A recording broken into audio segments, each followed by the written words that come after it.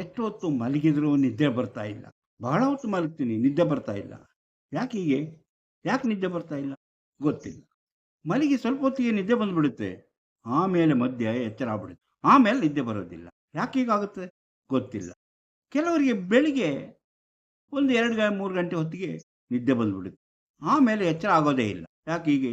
ಮತ್ತೆ ಕೆಲವರಿಗೆ 2 ಗಂಟೆಗೆ ಎಚ್ಚರ ಆದಮೇಲೆ ಮತ್ತೆ ಏನೇ ಮಾಡು ನಿದ್ರೆ ಮಾಡೋಕ್ಕಾಗಲ್ಲ. ಯಾಕೆ ಹೀಗೆ?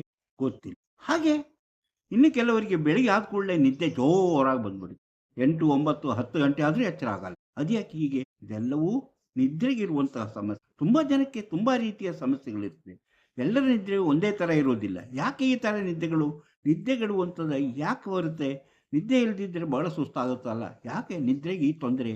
ಯಾರಿಗೂ ಗೊತ್ತಿಲ್ಲ. ಅಂತಹ ಕೆಲವು ವಿಚಾರಗಳನ್ನು ಇವತ್ತು ನಾವು ಚರ್ಚೆ ಮಾಡೋಣ. ಅದಕ್ಕಿಂತ ಮೊದಲು ಬನ್ನಿರಿ ಲೋಕವ ನೋಡೋಣ, ಕೋಶ ಓದೋಣ, ಲೋಕ ಅರಿಯೋಣ, ಜೀವನ ತಿಳಿಯೋಣ. ಇದರೊಳಗಿದೆಲ್ಲವೂ ಸ್ವಾಗತ ನಿಮಗೆ ಮಾಣಿಯ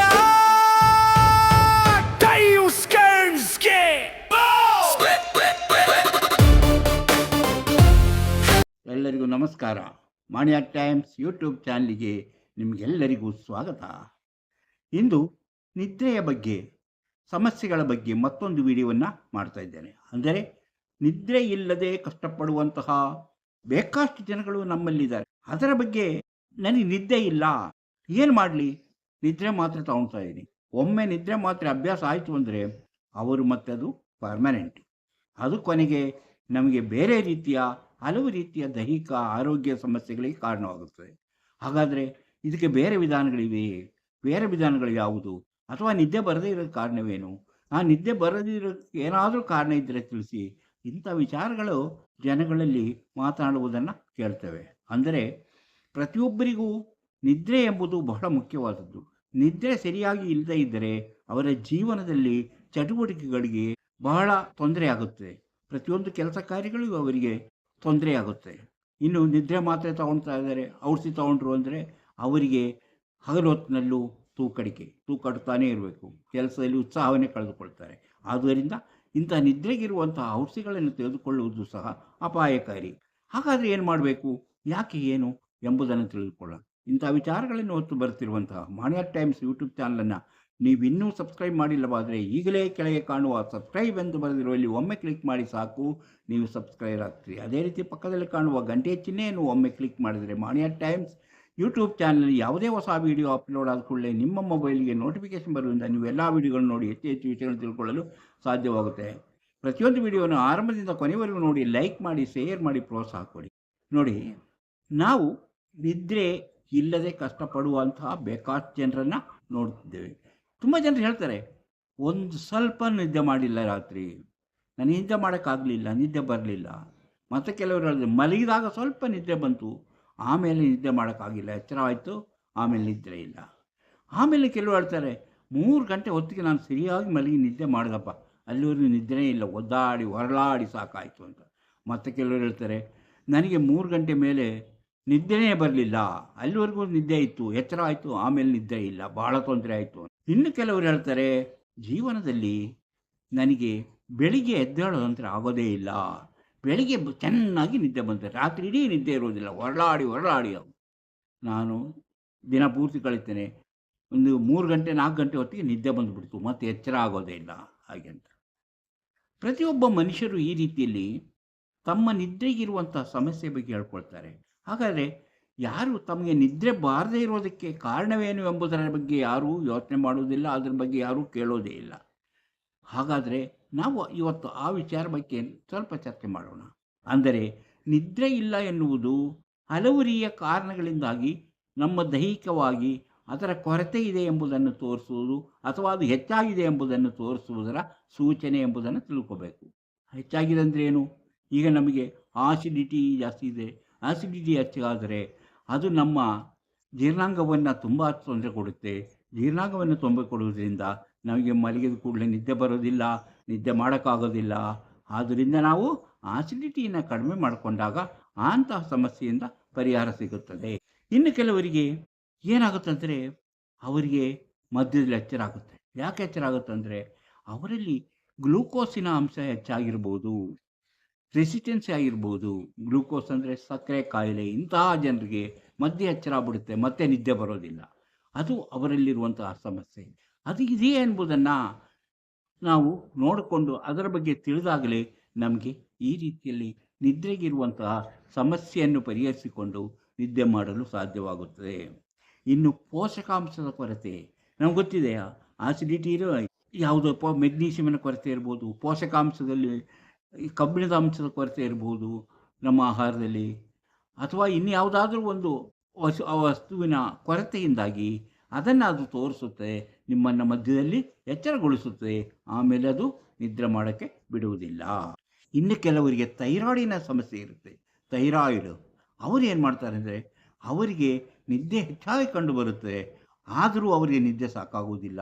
ಅವರು ಮತ್ತೆ ಮತ್ತೆ ನಿದ್ದೆ ಮಾಡಬೇಕನ್ನಿಸುತ್ತದೆ, ಆದರೂ ಅವರಿಗೆ ನಿದ್ದೆ ಸಾಕಾಗುವುದಿಲ್ಲ. ಅಂತಹ ಸಮಸ್ಯೆ ಇದೆಯೇ ಎಂಬುದನ್ನು ತಪಾಸಣೆ ಮಾಡಿ ಪರೀಕ್ಷೆ ಮಾಡಿಸಿ ಕಂಡುಕೊಳ್ಳಬೇಕು. ಈಗ ನೋಡಿ, ಕೆಲವರಿಗೆ ಸ್ಟ್ರೆಸ್ ಜಾಸ್ತಿ ಆಗಿರುತ್ತೆ, ಅದರ ಲೆವೆಲ್ ಜಾಸ್ತಿ ಆಗಿರುತ್ತೆ, ಅಂದರೆ ಚಿಂತೆ, ಆತಂಕದಿಂದ ಅವರಿಗೆ ನಿದ್ರೆ ಬರೋದಿಲ್ಲ. ಮಧ್ಯೆ ಎಚ್ಚರ ಆದ ಕೂಡಲೇ ಅದೇ ದೊಡ್ಡ ಚಿಂತೆ ಆಗ್ಬಿಡುತ್ತೆ, ಆದ್ದರಿಂದ ಅವರಿಗೆ ಆಗೋದಿಲ್ಲ. ಅದನ್ನು ಕಡಿಮೆ ಮಾಡೋಕ್ಕೆ ಏನು ಮಾಡಬೇಕು, ಅದಕ್ಕೆ ಕಾರಣ ಏನು, ಅದನ್ನು ಹುಡುಕೊಬೇಕು.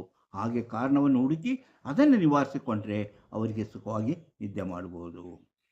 ಹೀಗೆ ನಾವು ನಿದ್ರೆಗೆ ಇರುವಂತಹ ಹಲವಾರು ವಿಷಯಗಳನ್ನು ನಾನು ಹೇಳಿದ್ದು ಮಾತ್ರ ಅಲ್ಲ, ಇನ್ನೂ ಹಲವಾರು ವಿಚಾರಗಳು ನಮ್ಮ ದೈಹಿಕವಾದಂತಹ ಸಮಸ್ಯೆಗಳಿದೆ. ಆ ಸಮಸ್ಯೆಗಳನ್ನು ಪತ್ತೆ ಹಚ್ಚಿ ನಿವಾರಿಸಿಕೊಂಡಾಗ ನಿದ್ರೆಗಿರುವ ತೊಂದರೆಯನ್ನು ನಾವು ಪರಿಹರಿಸಿಕೊಳ್ಳಲು ಸುಲಭವಾಗುತ್ತೆ. ಹೆಚ್ಚಿನ ಡಾಕ್ಟರ್ಗಳು ಏನು ಮಾಡ್ತಾರೆ, ನಿದ್ರೆ ಇಲ್ವಾ, ಅದಕ್ಕೆ ಈ ಮಾತ್ರೆ ತಗೊಳ್ಳಿ. ಅದನ್ನು ಒಮ್ಮೆ ತಗೊಂಡ್ಬಿಟ್ರೆ ಮತ್ತೆ ಮತ್ತೆ ಅದನ್ನು ತಗೊಬೇಕಾಗುತ್ತದೆ. ಅದು ದೇಹದ ಇತರೆ ಅಂಗಾಂಗಗಳಿಗೆ ತೊಂದರೆಯುಂಟು ಮಾಡುವಂತಹ ಪರಿಸ್ಥಿತಿ ಬಂದೊದಗುತ್ತದೆ. ಒಮ್ಮೆ ತಗೊಂಡ್ರೆ ಏನು ತೊಂದರೆ ಇಲ್ಲ, 2 ಸರಿ ತಗೊಂಡ್ರೆ ತೊಂದರೆ ಇಲ್ಲ. ಅದು ನಿರಂತರವಾಗಿ ಅಂತಹ ಔಷಧಿಗಳನ್ನು ತೆಗೆದುಕೊಳ್ತಾ ಬಂದರೆ ಕಿಡ್ನಿಗೆ ತೊಂದರೆ ಆಗ್ಬೋದು, ಅಥವಾ ಇನ್ಯಾವುದಾದ್ರೂ ಕರಳಿಗೆ ತೊಂದರೆ ಆಗ್ಬೋದು.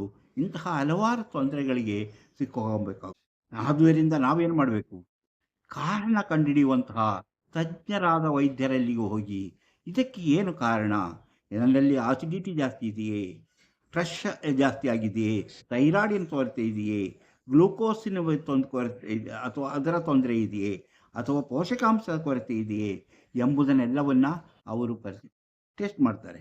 ಈಗ ನಿದ್ದೆಯಲ್ಲಿರುವಂತಹ ಒಂದೊಂದು ಹಂತಗಳು, ಮಲಗಿದ ಕೂಡಲೇ ನಿದ್ದೆ ಬರುವವರು ಇರ್ತಾರೆ, ಅವರಿಗೆ ಆಸಿಡಿಟಿ ತೊಂದರೆ ಇರುತ್ತೆ, ಆಮೇಲೆ ಅವರಿಗೆ ನಿದ್ದೆ ಬರೋದಿಲ್ಲ. ಮಧ್ಯದಲ್ಲಿ ಎಚ್ಚರವಾದಾಗ ಆಮೇಲೆ ನಿದ್ದೆ ಬರಲ್ಲ, ಸ್ಟ್ರೆಸ್ ಅಂದರೆ ಆತಂಕ ಜಾಸ್ತಿ ಇರುತ್ತೆ, ಅವ್ರಿಗೆ ನಿದ್ದೆ ಬರೋದಿಲ್ಲ. ಗ್ಲೂಕೋಸಿನ ನಿದ್ದೆ ಬರೋದೇ ಇಲ್ಲ, ಸ್ವಲ್ಪ ಹೊತ್ತು ನಿದ್ದೆ ಮಾಡ್ತಾರೆ ಎಚ್ಚರ ಕಾಣ್ತಾರೆ, ಸ್ವಲ್ಪ ಹೊತ್ತು ನಿದ್ದೆ ಮಾಡ್ತಾರೆ ಮತ್ತೆ ಎಚ್ಚರ ಆಗುತ್ತೆ, ಸ್ವಲ್ಪ ಹೊತ್ತು ನಿದ್ದೆ ಮಾಡ್ತಾರೆ, ಆ ಸರಿಯಾದ ರೀತಿಯ ನಿದ್ರೆ ಅವರಿಗೆ ಸಿಗೋದೇ ಇಲ್ಲ. ಇಂತಹ ಸಮಯ ಪೋಷಕಾಂಶದ ಕೊರತೆಯಿಂದ ಅವರಿಗೆ ಬೆಳಗಿನ ಜಾವ ಹೆಚ್ಚು ನಿದ್ದೆ ಬಂದುಬಿಡುತ್ತದೆ, ಅಥವಾ ಥೈರಾಯ್ಡಿನ ತೊಂದರೆಯಿಂದ ಅವರಿಗೆ ಹೆಚ್ಚಿನ ನಿದ್ದೆ ಬರುವಂತಹ ಸಾಧ್ಯತೆ ಇದೆ. ಇಷ್ಟೆಲ್ಲ ನಾವು ಹೇಳಿದ ಮೇಲೂ ಸಾಮಾನ್ಯವಾಗಿ ನಾವು ನಮ್ಮ ಜೀವನದಲ್ಲಿ ಏನು ಮಾಡ್ಬೋದು ನಿದ್ದೆ ಬರಲು ಹಲವಾರು ವಿಡಿಯೋಗಳನ್ನು ನಾನು ಇದಕ್ಕಿಂತ ಮೊದಲು ಮಾಡಿದ್ದೇನೆ. ಈಗ ನಾನು ಹೇಳೋದಂದರೆ, ಇದು ಧ್ಯಾನ, ಭಾಳ ಮೆಡಿಟೇಷನ್ ತುಂಬ ಮುಖ್ಯವಾದಂತಹ ಒಂದು ವಿಧಾನ. ಮೆಡಿಟೇಷನ್ ಮಾಡಿ, ದಿನವೂ ಮೆಡಿಟೇಷನ್ ಮಾಡಿ.